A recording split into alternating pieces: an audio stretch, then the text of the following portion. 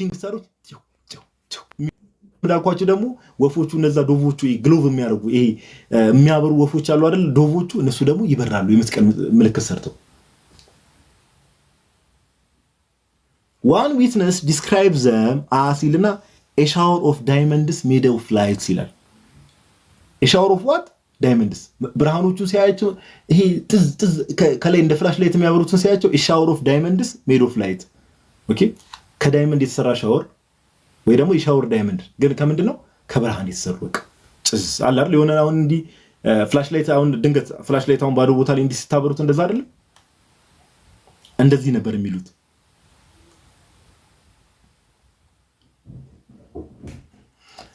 ከግብጽ ቤተክርስቲያን ብንወስድና ኦፍ ኮርስ ይኖራል እኛ ጋር ግን የበለጠ ብንወስድና ኦኬ እኛ ቤተክርስቲያን ላይ ኦር እኛ ኢትዮጵያ ቤተክርስቲያን ወይ ደግሞ ኢትዮጵያ ኦርቶዶክስ ተዋሕዶ ቤተክርስቲያን ላይ አፕላይ ብናደርግ ብዬ የማስበው አንድ ነገር እዚህ ጋር እንትን ልበል።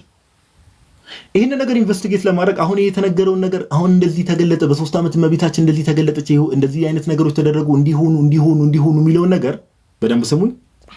ኦኬ ግብጽ ቤተክርስቲያን እንደው ዝም ብላ ሰዎች እንደዚህ ስላሉ ነው ብላ አልተቀበለችም።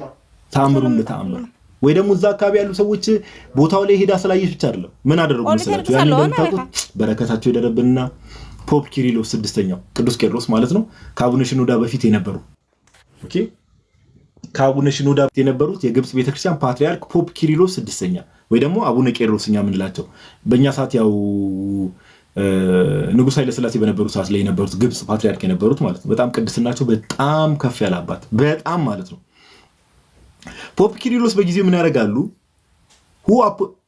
12 ጳጳሳትን ኮሚቴ ይመሰርታሉ ኢንቨስቲጌት እንዲያደርጉ ይሄን ነገር ማለት በቃ ቦታው ላይ ከዛ እንደዚህ አይነት ነገር እዚህ ቦታ ላይ እንዲየተካሄደ ነው፣ ታምራት እንዲየተገለጡ ነው፣ እንዲየታዩ ነው ሲባል ምን ያደርጋሉ? 12 ኮሚቴ ያለው 12 ጳጳሳትን ኮሚቴ መሰረቱና ሄዳችሁ ቼክ አድርጉ ይባላል።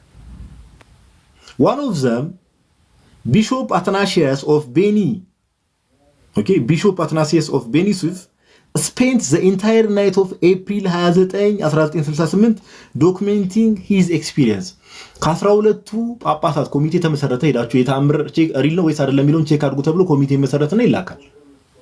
ከነዛ ውስጥ አንዱ ጳጳስ ቢሾፕ አትናሲየስ ኦፍ ቤኑሴፍ የሚባል አንድ ጳጳስ መቤታችን እንዳልኳችሁ ለመጀመሪያ ጊዜ ተገለጠችው ኤፕሪል 1968 ነው።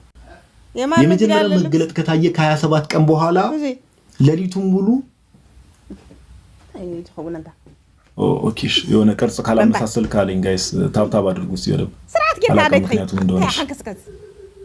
I think we're good okay I think we're good እና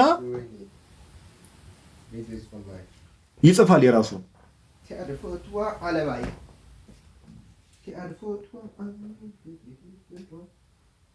ያጋጠመው ነገር ከዛ ሲጽፍ ምን ብሎ እንትን ይላል ላይክ ያጋጠመው ነገር አሁን እሱ የሚጽፈው ምንድነው ኮሚቴ ተደርጎ ከጳጳሳቱት ኮሚቴ ተደርጓል ለማ ሪፖርት ላይ ያደርጉ ለቅዱስ ቄርሎስ ማለት ፖፕ ኪሪሎስ ስድስተኛው ማለት ነው ከአቡነ ሽኖዳ በፊት ለነበሩ ፓትሪያርክ እሳቸው ስለነበሩ ከዛ በኋላ ቦታው ላይ ሄዶ ሲመለከት እመቤታችንን ያያታል።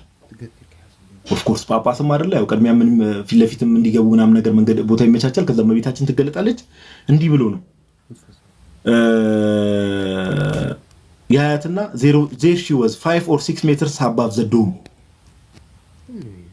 high in the sky ከፍ ብላ ያያታል ከቤተክርስቲያኑ ከፍ ብላ there was movement of the body and of the clothing okay ሰውነቷ ይንቀሳቀሳል። ልብሷም ደግሞ ሮብ ቅድም አድርጋ ሰማያዊ በነጭ ያደረገችው አለ ለኪዳነ ምሕረት ስላድነው ላይ የምናውቀው እሱን አድርጋ ትንቀሳቀስ ነበር እመቤታችን ቤተክርስቲያኑ ዙሪያ ላይ ቤተክርስቲያኑ ላይ ማለት ነው። ከዛ she was very quiet full of glory ላት ቃል በቃ ላይ ያየው ነው እንግዲህ she was very quiet ዝም ያለች ነበረች ግን ክብር የነበራት full of glory። ከዚህ ብቻ ሳይሆን ሌሎቹም ጳጳሳት ጥናት ያደርጉና ቦታው ላይ ሄደው ያዩትን የተመለከቱት ነገር ለፖፕ ኪሪሎስ ለአቡነ ቄርሎስ ያሳውቋቸዋል። ከዛ በኋላ አቡነ ቄርሎስ ፖፕ ኪሪሎስ the 6th authenticated the apparitions on May 5 1968 በ1968 ዓመተ ምህረት ይህ ተአምር እውነተኛ ተአምር እንደሆነ እመቤታችን ከተገለጠች ከአንድ ወር ከ3 ቀን በኋላ እውነተኛ ተአምር እንደሆነና የምርም እመቤታችን ድንግል ማርያም እንደተገለጠች ግብጽ ቤተክርስቲያን ኦፊሻሊ ምን አደረገች? አውተንቲኬት አደረገች። ከዚህኛ ምን እንማር ከተባለ ቤተክርስቲያናችን ከዚህ ምን መውሰድ ትችላለች ከተባለ ኦፍ ኮርስ ተአምራት የእግዚአብሔር አሰራር ናቸው። ግን ግብጽ አያችሁ እንደዚህ አይነት ትልቅ ተአምር ተደርጓል ተብሎ ራሱ ኮሚቴ ይዋቀራል። ቦታው ላይ ጳጳሳት ተላኩ። ከዛ በኋላ ቦታው ላይ ጳጳሳቱ የህዝቡ እንዳለ ሆነ ጳጳሳቱ ባይናቸው ያዩትን ነገር ሪፖርት ይዘው መጡ፣ ለፓትሪያርኩ አቀረቡ። ከዛ ፓትሪያርኩ ያለው ነገር ግራና ቀኝ ያለው ነገር ከተመለከቱ በኋላ እውነትም እመቤታችን ቅድስት ድንግል ማርያም ተገልጣለች ብሎ ኦፊሻሊ አውተንቲኬት አደረጉ። ሌላ ከአንድ ወር ከ3 ቀን በኋላ ግብጽ ቤተክርስቲያን ኦፊሻሊ የተአምር ነው ብላ አወጀች። ሌላ የሚገርመው ነገር ቀደም ያልኳችሁ አንድ አብደል ናስር የሚባል አለ አይደል? ከላይ ነግሬያችሁ ነበር አይደል? ጋይስ ትዝ የሚላችሁ እኮ አንድ አምባገነን መሪ ነበር ብያችኋል። በምን በግብጽ አንድ አምባገነን መሪ ነበር። ማን የሚባል ሰው ከተባለ if you remember ማን የሚባል ሰው ነው ያልኳችሁ? አብደል ናስር የሚባል ኮሎኔል ማለት ነው። አገሪቷ እመቤታችን በተገለጠችበት ሰዓት ላይ አገሪቷ ፕሬዝዳንት እሱ ነበር፣ ገዢ እሱ ነበር። ኮሎኔል አብደል ናስር ሰው እየበዛ ሲመጣ አካባቢው እንግዲህ ሰዎች አሉ አይደል? ያው ኦፍ ኮርስ የመንግስት አካላት ማለት ነው። ሰው እየበዛ ሲመጣ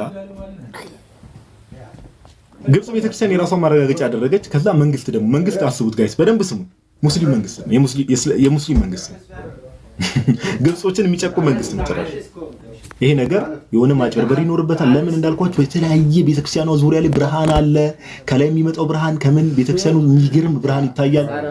ይሄማ የሆነ ሸዋሸዋ ሊኖረው ስለሚችል ይሉና ግብጽ ቤተክርስቲያን የግብጽ መንግስት የራሱን ማጣሪያ ያደርጋል። ይሄ በእስልምና የሚመራው መንግስት ክርስቲያኖችን ይጨቁ የነበረው መንግስት። In addition to validation from the Coptic Church, okay, the Egyptian government conducted its own investigation. ይሄ ምን የሙስሊሙ መንግስት የራሱን ምርመራ ጀመረ። ይሄ ነገር እንዴት ነው ብሎ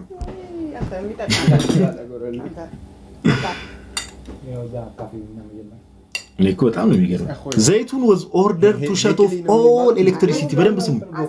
ዘይቱን ቤተክርስቲያን ኦኬ፣ ዘይቱን ቤተክርስቲያን ሳትሆን ከተማዋ ከቤተክርስቲያኒቱ በ15 ማይል ራዲየስ ላይ ኦኬ። 1 ማይል ስንት ኪሎ ሜትር ነው ሲነገሩን ጋይስ? 1.6 አካባቢ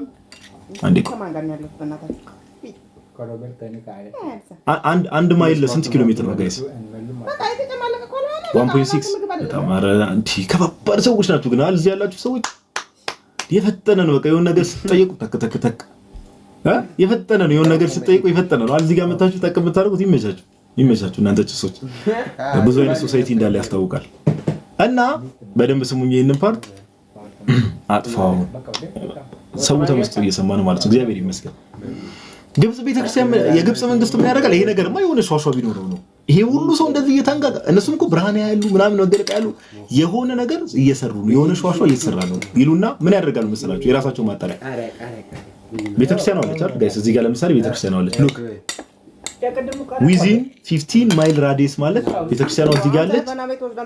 15 ማይል ራዲየስ ማለት 1 ማይል 1.6 ኪሎ ሜትር አካባቢ ነው ከተባለ 15 ማይል ማለት ኦልሞስት 15 አለ ኦልሞስት አፋ አለ እዛ ጋር 7.5 ወደ 23 ኪሎ ሜትር ማለት ነው። 23 ኪሎ ሜትር ቤተክርስቲያኗ ከቤተክርስቲያኗ በ23 ኪሎ ሜትር ዙሪያ which means ወደ ሰሜን ብትሄዱ 23 ኪሎ ሜትር፣ ወደ ምስራቅ ብትሄዱ 23 ኪሎ ሜትር፣ ወደ ምዕራብ ወደ ደቡብ ብትሄዱ ወደ ሁሉም አቅጣጫ 23 ኪሎ ሜትር ቤተክርስቲያኗ ካለችበት ቦታ ሁሉ መብራት እንዲጠፋ ይታዘዛል። መንግስት ነው ያዘዘው። ይሄ ነገርማ መጣራት አለበት። መብራት እንዲጠፋ ይታዘዛል።